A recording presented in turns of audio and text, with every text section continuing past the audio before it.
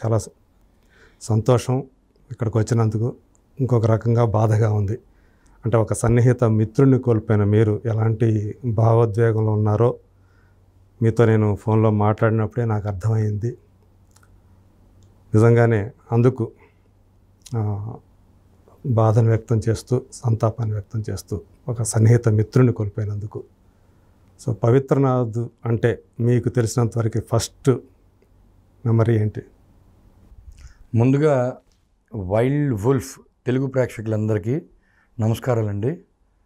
అందరూ కూడా దీన్ని సబ్స్క్రైబ్ చేయాలని చెప్పి మనస్ఫూర్తి కోరుకుంటున్నాము.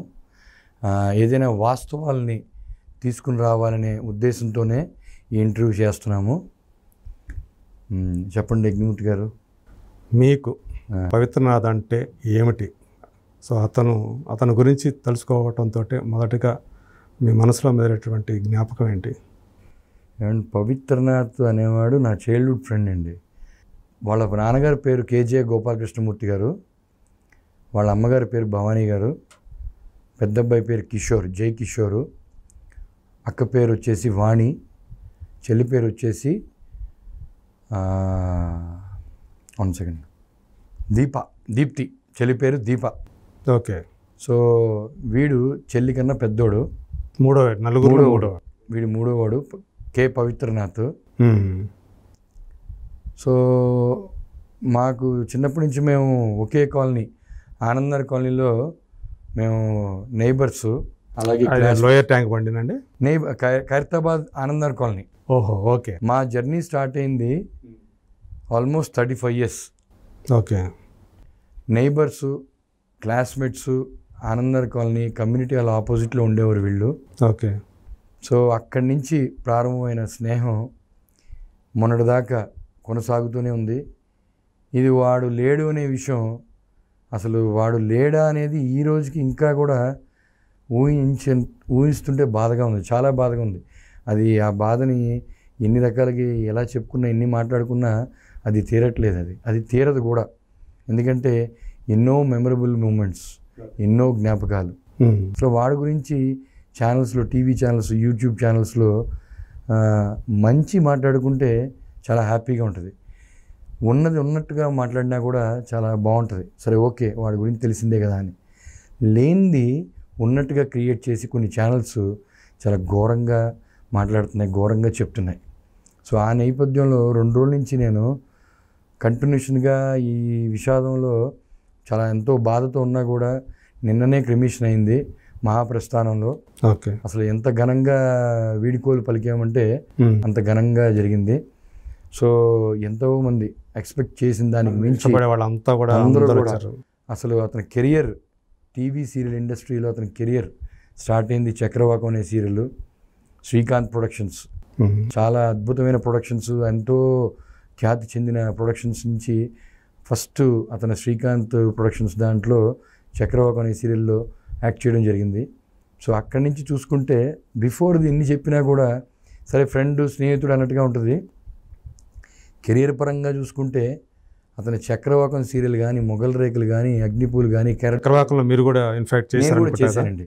ఇన్ఫ్యాక్ట్ నాకు శ్రీకాంత్ ప్రొడక్షన్స్, శ్రీకాంత్ మంజుల మేడం వాళ్ళ అబ్బాయి, మేము శ్రీకాంత్ గారు మేము క్లాస్మేట్స్. తను కూడా క్లాస్మేట్ అండి. ఓకే. అలాంటి ప్రొడక్షన్స్లో నేను కూడా ఒక రోల్ క్యారెక్టర్ ప్లే చేసినందుకు చాలా హ్యాపీ. చాలా చిన్న రోలే చేశాను అప్పుడు, ఎందుకంటే అది దట్ వాజ్ మై ఫస్ట్. తర్వాత నేను కొన్ని సీరియల్స్ తర్వాత యాక్ట్ చేశాను, కానీ తర్వాత ఎక్కువ నేను ఫోకస్ అంతా సినిమాల్లో పెడతాం వల్ల సో దాన్ని ఎక్కువగా కొనసాగించలేకపోయాను చక్రవాకం సీరియల్. వీడు కంటిన్యూషన్గా ద డే బిగిన్ ఆ సీరియల్ ఎంత సక్సెస్ అంటే ఆంధ్ర రాష్ట్రం, తెలుగు రాష్ట్రాలు అన్నీ కూడా, ఈ రోజున 2 రాష్ట్రాలు కానీ ఆ రోజున ఒకటే. సో ఆ 2 రాష్ట్రాలు కూడా ఈ రోజున ఆ సీరియల్ చూడనివాడు, ఇంట్లో టీవీ పెడితే చక్రవాకం సీరియల్ చూడనివాడు ఎవడూ లేడు.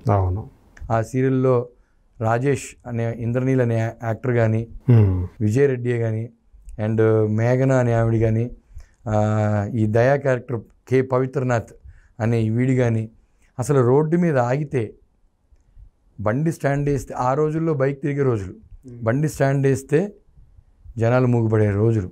ఓకే. కారు పక్కన ఆపుకుంటే, కారు క్రాస్ అవుతున్న సిగ్నల్ దగ్గర ఆగితే కూడా వచ్చి ప్లీజ్ సార్ అని 1 ఫోటో అడిగే రోజులు. అంత పాపులర్గా ఈ ఆర్టిస్టులు అందరూ అయ్యారు. అవును. ఎంత పాపులర్ అంటే ఇంక అసలు ఊహకు అందదు. ఏంటి ఫస్ట్ సీరియల్కే ఇంత అద్భుతమైన ఫేమ్ వచ్చేసిందా అనేది వాడు కూడా చాలాసార్లు ఆ క్యారెక్టర్ తోటి ఫేమ్లోకి ఆ వచ్చాడు. క్యారెక్టర్తో ఎంతో ఫేమ్లోకి వచ్చాడు. తన అసలు పేరు కంటే కూడా దయ అంటేనే ఎక్కువ దయా మందికి. అంటేనే ఎక్కువ మందికి తెలుసు. సో మేము కూడా చాలా హ్యాపీగా ఫీల్ అయ్యాం. తర్వాత నా కెరియర్ నేను సీరియల్స్ చేసుకుంటున్నాను, నేను సినిమాలు చేసుకుంటున్నాను. వాడికి వచ్చిన ఫేమ్ ఏదైతే సీరియల్స్లో ఉందో అద్భుతం అన్నమాట. అంటే మీ ఇద్దరికి చిన్నతనం నుంచే యాక్ట్ చేయాలన్న కోరిక ఉండేదా? యాక్ట్ చేయాలని చిన్నతనం నుంచి కోరిక అంటే నేను ఎప్పటికైనా సినిమా ఇండస్ట్రీలో ఒక సాంగ్ పాడాలనుకునేవాడిని. అవునా? యాక్ట్ చేయాలని సింగర్ ఉన్నారన్నమాట మీరు. ఓకే. అనుకునేవాడిని. అలాంటిది ఆ నేపథ్యంలో వీడు సీరియల్లో ఎంటర్ అవ్వడం, వీడిని పలకరించడానికి నేను అడప వెళ్తూ ఉండేవాడిని లొకేషన్కి. ఓకే. శ్రీకాంత్ని పలకరించడానికి వెళ్తూ ఉండేవాడిని. వన్ ఫైన్ డే అప్పుడు ఎపిసోడ్ డైరెక్టర్ వచ్చేసి, మురళి గారు మీరు ఏమైనా క్యారెక్టర్ ప్లే చేస్తారా, ఏమైనా ఇంట్రెస్టెడా అంటే సర్లే అని చెప్పేసి. కూడా ఇట్లా గడ్డం పెట్టుకునేవాళ్ళు? అప్పుడు ఇంత గడ్డం లేదు, ఉంది. సో అని చెప్పేసి ఆ టైంలో సరే చిన్న రోలే కదా సరే చేద్దాం అని చెప్పేసి అంటాం. ఆ క్యారెక్టర్ ఎంటర్ అయిన తర్వాత జస్ట్ 4-5 ఎపిసోడ్స్ అది నా క్యారెక్టర్. ఓకే. ఆ 4-5 ఎపిసోడ్స్కి రిలేటివ్స్ కానీ ఇక అప్పటికే చాలా హ్యూజ్ ఫ్యాన్స్ ఆ సీరియల్కి.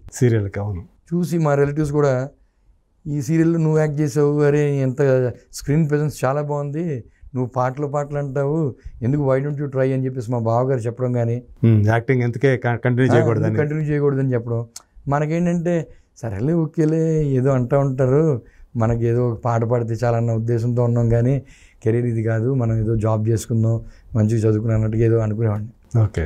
సో అలాగనుకున్న నేపథ్యంలో ఆ ఎపిసోడ్లు చేయటం, తర్వాత నాకు వచ్చిన 4-5 ఎపిసోడ్లకే మంచి రెస్పాన్స్ రావడం. వాడు ఎప్పుడు కూడా మేము ఎక్కడికి వెళ్ళినా కూడా వాడు నేను, లేకపోతే నేను వాడు ఫ్రెండ్సే. ఎక్కడికి వెళ్ళినా షూటింగ్ తప్ప తను కూడా మీతోటి అంత స్నేహంగా అంత క్లోజ్గా ఒకరికొకరు వాడు అండ్ నేను అండ్ చైతన్య అని ఇంకో ఫ్రెండ్ ఉన్నాడు. ఇప్పుడు now is in US. Okay. వాడు గోపీనాథ్ అని చెప్పేసి ఇంకో ఫ్రెండ్ ఉన్నాడు, డాక్టర్ అతను ఇప్పుడు ప్రజెంట్ రైట్ నో. తర్వాత సంజీవ్ అని మేమంతా కూడా చైల్డ్హుడ్ ఫ్రెండ్స్, ఒక బ్యాచ్ అన్నమాట. ఒక బ్యాచ్. తర్వాత శరత్ అని కూడా ఇంకో ఫ్రెండ్ ఉన్నాడు. సో మేమందరం ఎంత క్లోజ్ అంటే చాలా సందర్భాల్లో ఒకే కంచంలో తిన్న సందర్భాలు ఉన్నాయి, ఒకే బెడ్ మీద 4 అడ్జస్ట్ అయి పడుకునే సందర్భాలు ఉన్నాయి. ఓకే. ఊర్లు అందరం కలిసి గట్టిగా ఊర్లు వెళ్ళి సరదాగా జాలీగా తిరిగిన సందర్భాలు ఉన్నాయి. కెరీర్ పరంగా వీడు బిజీ అయినా కూడా వాడికి మాకు వాడు ఎప్పుడు దూరంగా లేము. తను కూడా బాడీ లాంగ్వేజ్ కూడా చూస్తే ఒక టిపికల్గా ఉండేది, ఒక మ్యాన్లీగా అట్లా కనిపించడం. కానీ అసలు వాడు నటన పరంగా కూడా అతి తక్కువ కాలంలోనే ఈ న్యాచురల్ యాక్టర్ అనే పేరు రావడం, చాలా న్యాచురల్గా యాక్ట్ చేయడం, ఎంతో మంచి పేరు. అంటే ఇంత అని చెప్పడానికి లేకుండా అంత మంచి పేరు తెచ్చుకున్నాడు వాడు. కానీ ఎందుకని చక్రవాకం, మొగల్ రేకుల తర్వాత ఈ 2 సీరియల్స్ తర్వాత సడన్గా ఎందుకు డ్రాప్ అయిపోయి? లేదండి, అందరికీ తెలియని విషయం, మర్చిపోయి ఉంటారేమో కానీ అతను చక్రవాకం చేశాడు, మొగల్ రేకులు చేశాడు, కెరటాలు చేశాడు, అగ్నిపూలు, శ్రావణ సమీరాలు. తర్వాత వచ్చేసి ఇవన్నీ కూడా మంజుల మేడం ప్రొడక్షన్సే, శ్రీకాంత్ ప్రొడక్షన్స్. వాళ్ళ ప్రొడక్షన్స్లో అయితే చేసుకుంటూ వచ్చాడు. తర్వాత అంతఃపురం సీరియల్ సో మెనీ ఎపిసోడ్స్, కొన్ని 100 ఎపిసోడ్స్ చేశాడు. చాలా లీడ్ రోల్సే.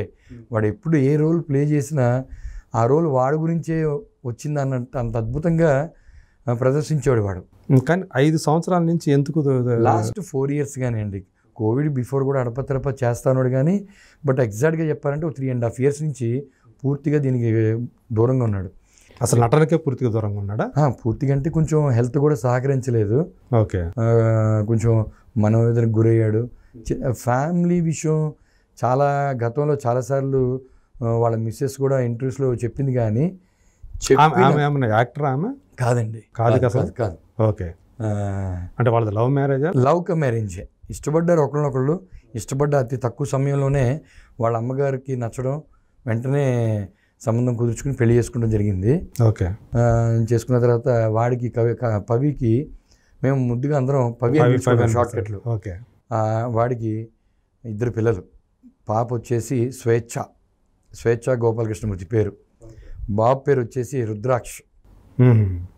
వీళ్ళిద్దరు కూడా తాతగారి పేరు పెట్టారనమాట. అలాగే స్వేచ్ఛ అనే పాపకేమో 13 years ఇప్పుడు, బాబు వచ్చేసి 10-11 ఉన్నాయి. సో పెళ్ళైనాక 5-6 years కూడా చాలా it was very fantastic travel.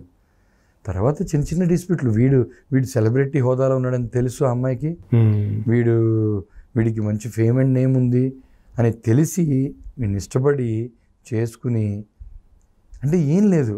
ఇప్పుడు ఇవాళ రేపు ఏమైపోతుందంటే బయట వాళ్ళు అరేంజ్డ్ మ్యారేజ్ చేసుకున్నప్పుడు ఈ ఫిలిం ఇండస్ట్రీలో వాళ్ళని ఎవరైనా పెళ్లి చేసుకుంటే చిన్న చిన్న అపోహలతో రకరకాల, అంటే సినిమా వాళ్ళు అంటేనే మొదటి నుంచి కొంతమందికి ఎందుకునో వేరే రకంగా ఆలోచిస్తారు. వీళ్ళకి అలవాట్లు ఉంటాయి, ఈ అలవాట్లు ఉంటాయి. ఆలోచించడం ఆడ మనిషిగా, భార్యగా, మ్యాట్రిమోన్ లైఫ్లో ఒక లైఫ్ పార్ట్నర్గా సహజం. భర్త ఇలాంటి గ్లామర్ ఫీల్డ్లో ఉన్నాడు ఏంటి అనేది. కానీ అందరూ ఉండరండి అలాగా.